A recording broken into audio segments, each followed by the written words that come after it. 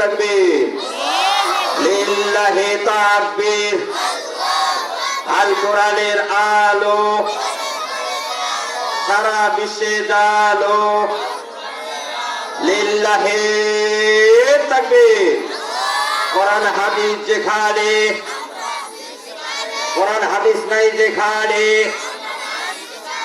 মদ জুয়া যেখানে, নারী ধর্ষণ যেখানে, জিনা ব্যভিচার যেখানে, লিল্লাহি তাকবীর।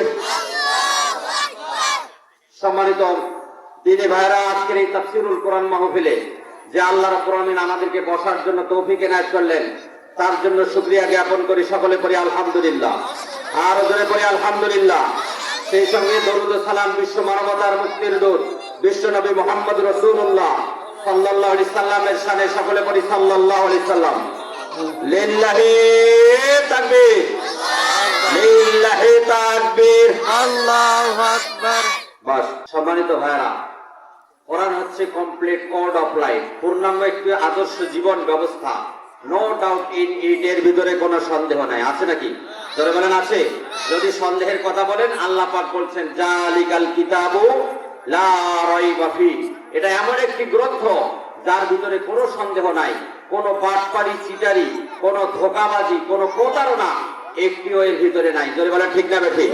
এই কোরআন দিয়ে সমাজ, রাষ্ট্র, দেশ পরিচালিত হলে এই সমাজটা সোনার সমাজে পরিণত হবে, কোনো সন্দেহ নেই। কিন্তু আমরা কপাল পোড়া মুসলমান, কোরআন থেকে অনেক দূরে, কোরআন থেকে আমরা অনেক দূরে, কোরআন পড়তে পারি না, কোরআনের অর্থ বুঝি না, কোরআনের তাফসীর তো দূরের কথা, এর সরল অর্থ পর্যন্ত জানি না। এমনও মুসলমান আছে যারা এই পর্যন্ত প্রস্রাব করে, পায়খানা করে পবিত্রতা কিভাবে অর্জন করতে হয়, কিভাবে ঢিলাগুলো ব্যবহার করতে হয়, এটা পর্যন্ত এখনো অনেক মুসলমান জানে না। জোরে মানে ঠিক না বেঠিক?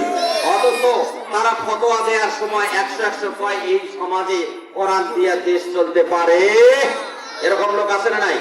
আসলে এগুলি হচ্ছে আবু জেহেলের উত্তরসূরি, এগুলি হচ্ছে এই উতবা সাইবার উত্তরসূরি, এগুলি হচ্ছে জালিমদের উত্তরসূরি। আল্লাহ পাক এই জালিমদের হাত থেকে এই দেশকে, আমাদের জাতিকে হেফাজত করুক। সকলে বলে আমিন, আর বলে বলেন আমিন।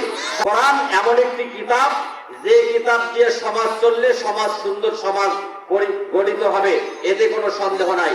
সম্মানিত ভাইরা, আজকে দেখেন যারা এই কোরআনের পক্ষে আছে তাদের উপর নির্যাতন, জুলুম, অত্যাচার চলছে। ধরে বলেন ঠিক না ঠিক? ইতিপূর্বেও চলেছিল। অন্য অন্য সকল দিক থেকে আমরা শাসন দেখেছি, কিন্তু কোরআনের শাসন আজ পর্যন্ত দেখি নাই। দেখেছি? ধরে বলেন দেখেছি?